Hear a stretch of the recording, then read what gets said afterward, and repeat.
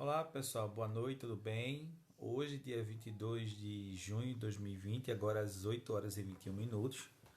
Como eu tinha prometido a vocês, né, de gravar o resto do material para que vocês possam estudar na prova, né, o material de direito administrativo, que é o material que irá cair na nossa prova na próxima terça-feira da próxima semana, né, dia 28. E a gente fala um pouco, nós falamos sobre a questão da licitação, né, a lei 8.8666 de 93, né, que dá direito à legitimidade da licitação, né? Quando é que se julga procedente, quando não, quando se vai fazer um contrato com uma determinada empresa, é obrigatório o uso da licitação. Mas quando é que ela é dispensada?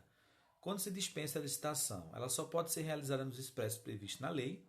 Alguns exemplos de venda de bens, outro órgão da administração pública, ela permuta de bens entre órgãos da administração pública, né? Quando se faz uma doação de um órgão para outro, ou quando se vai dar a um órgão público, né, dispensa a licitação também. Né? Essa dação, para quitar uma dívida da administração pública, a gente pode utilizar o bem, né, que é dispensado a licitação. Também é dispensar a licitação nos casos de guerra, né, ou grave perturbação.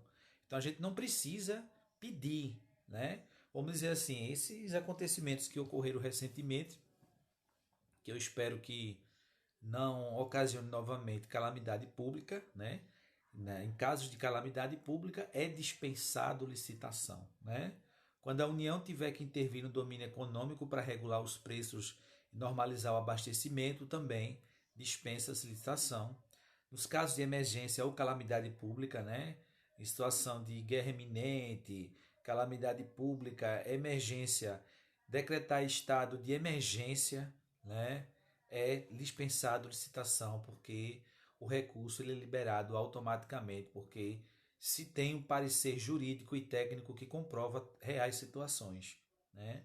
Para adquirir bens ou serviços que são prestados por outros órgãos da própria administração pública, quando houver possibilidade de comprometimento da segurança nacional, dispensa a licitação. Para compra ou locação de imóvel destinado ao atendimento com as finalidades precípuas da administração pública, desde que eles estejam em preço compatível com o valor de mercado, segundo avaliação prévia, e outros previstos em lei, né? É quando se dispensa a licitação. Dá uma olhadinha nesse material que é muito importante também. Inexigibilidade quando não é exigida a licitação, né? Para todos os casos que são previstos no artigo 25 da lei, né? Qual a lei que está falando? A Lei de Licitação 8.666 de 93. Exemplo, aquisição de materiais, equipamentos ou gêneros que só possam ser fornecidos por produtor, empresa ou representantes comercial exclusivo, é vedada a preferência de marca e exigida a comprovação de exclusividade. Para a contratação de serviços técnicos de natureza singular, com profissionais ou empresas de notória especialização, para a contratação de profissionais do setor artístico diretamente ou através de empresário exclusivo, desde que é consagrado pela crítica especializada ou pela opinião pública. Então, é inexigível a licitação. A gente também tem a questão do contrato administrativo, que é um acordo entre vontades, entre partes, né? Livremente pelas partes, que cria para elas direitos e obrigações. É um negócio bilateral e não mais unilateral. É uma vontade do Estado, a gente sabe, do Estado que eu digo União, Estado, municípios, da administração pública, mas ele, se esse caso, o contrato administrativo, ele tem um acordo que não é só beneficente para o, o Estado ou União, no caso, mas sim para ambas as partes, né? É comutativo, porque cria obrigações mútuas e vincula as pessoas. Só se pode contratar sob objeto lícito e não ilícito, em forma prevista ou não vedada em lei. Os contratos públicos são regidos por normas e princípios próprios da administração pública e se valem do direito privado apenas em caráter supletivo. A administração pública tem a prerrogativa de modificar os contratos de forma unilateral, para melhor adequar as finalidades do interesse público. Então, ele pode alterar sim, né? Ele pode romper um contrato administrativo sim, mediante a não clareza na lei, né? A não clareza na lei não, a não clareza do objetivo legal da administração, que for tiver uma bilateralidade nesses casos de só favorecer um dos lados, respeitando os direitos do contratado previsto no próprio contrato. A administração pública também tem ainda o direito de rescindir unilateralmente caso não haja o cumprimento das cláusulas contratuais, é isso que eu estou falando aí, específicas, projetos ou prazos por razões de interesse público. Ela pode, no caso, ela pode romper. Temos a limitação ao direito de propriedade, que ele é limitado. A propriedade é um direito do cidadão brasileiro ou brasileira, conforme a Constituição Federal que dá essa legitimidade e garantia. O direito de propriedade que nós vimos no direito constitucional deve ser exercido em consonância com as suas finalidades econômicas e sociais, de modo que sejam preservados, né, com a lei própria, a flora, a fauna, a beleza natural não pode, né, danificar o meio ambiente, o seu patrimônio. E se ele for considerado patrimônio histórico, aí muito mais que você pode receber uma indenização por aquele estabelecimento. Né? Vocês sabem aquelas casas no centro da cidade, que se algumas pessoas residem, elas não podem modificar porque ela se tornou patrimônio histórico da cidade do Recife.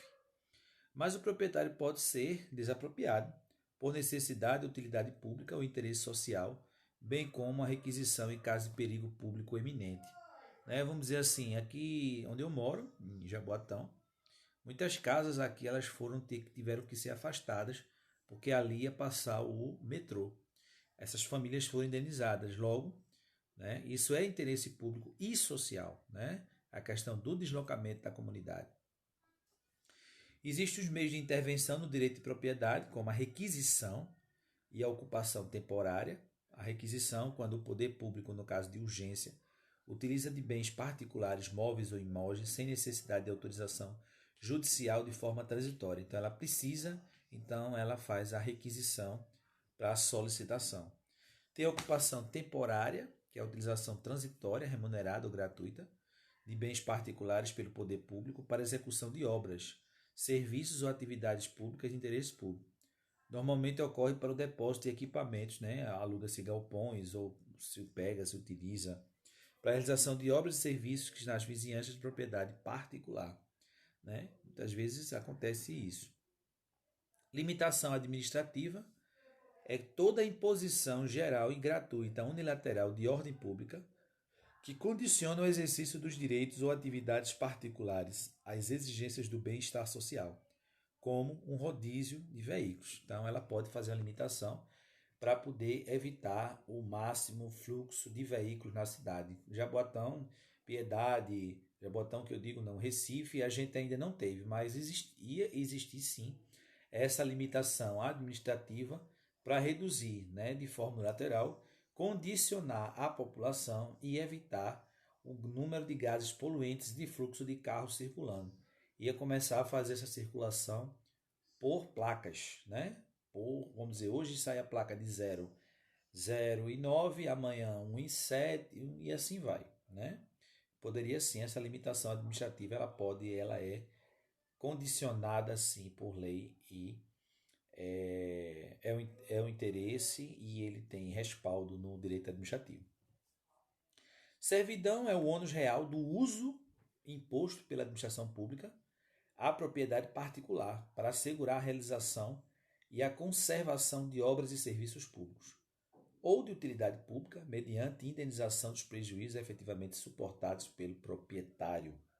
Então, é o ônus que ele recebe pelo uso do imposto pela administração pública. Então, ele vai sim, né, respaldar por esse tipo de servidão.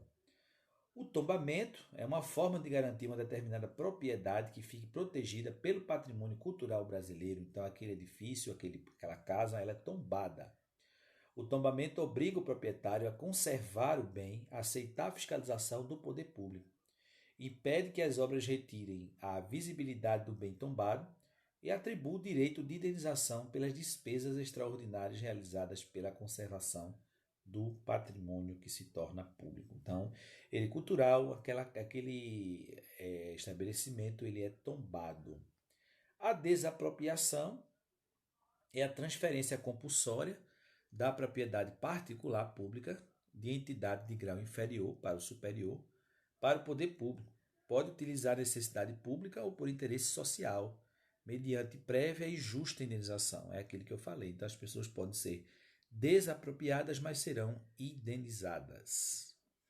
Utilidade ou necessidade pública, né? A gente tem a segurança nacional, a defesa do Estado, socorro público, caso de calamidade pública, a gente tem a defesa civil, salubridade pública, criação e melhoramento de centros de população, abastecimento regular de meios de subsistência, aproveitamento industrial de minas e jazidas minerais, que elas têm que ser extraídas, assistência pública a obras de higiene, casas de saúde, clínicas, postos, estações de clima e fontes medicinais, exploração e conservação de espaços públicos e outros previstos em lei. Então, é uma necessidade pública que se tenha, sim.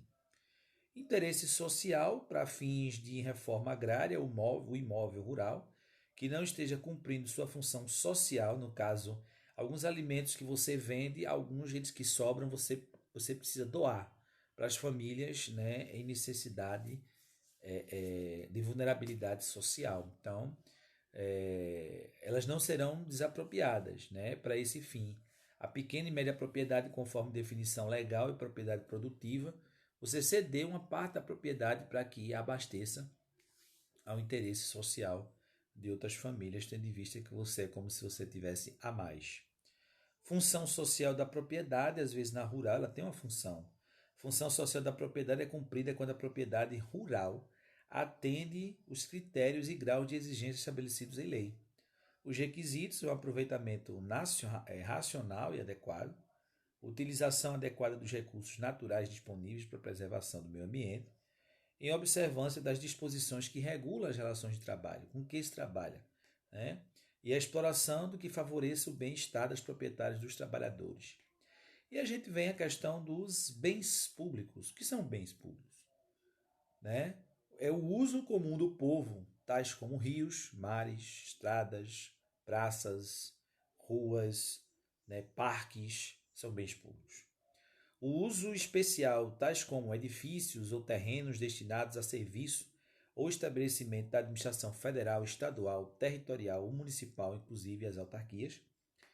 Os dominicais, os dominiais, aqueles sobre os quais o Estado exerce o domínio, sem destinação específica, são considerados bens públicos. Regime jurídico, a gente fala de inalienabilidade, né? Que alguns estabelecimentos não podem ser alienados. O regime, o bem público, ele não é penhorável, não pode ser penhorado, é impenhorabilidade. E imprescritibilidade, ele é imprescritível recorrer um bem que pertence ao poder público. Nós falamos aqui de improbidade administrativa, fica atento aí, né? Que são os atos ilícitos praticados contra bens públicos, que tem como consequência prejuízo ao erário público. Ao erário quer dizer ao patrimônio público. Podem resultar em suspensão de direitos políticos, a perda da função pública, a indisponibilidade dos bens e o ressarcimento ao erário, na forma e na gradação prevista em lei, sem prejuízo de ação penal cabível.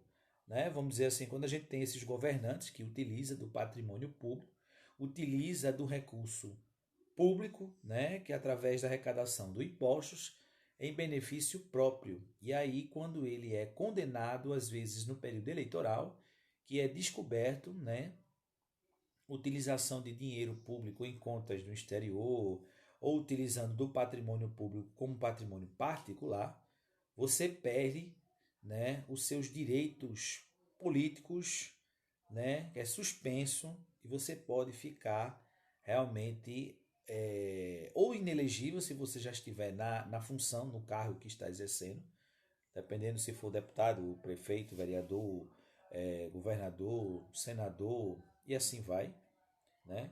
Ou você pode ser, no momento das eleições, você recebe esta inexigibilidade de exercer e de continuar ocupando, de poder ocupar um cargo político, porque você praticou um ato ilícito contra a administração pública direta ou indireta. E aí você responde por essa responsabilidade da obrigação de não fazer e de subtrair patrimônio público. Isso é improbidade administrativa.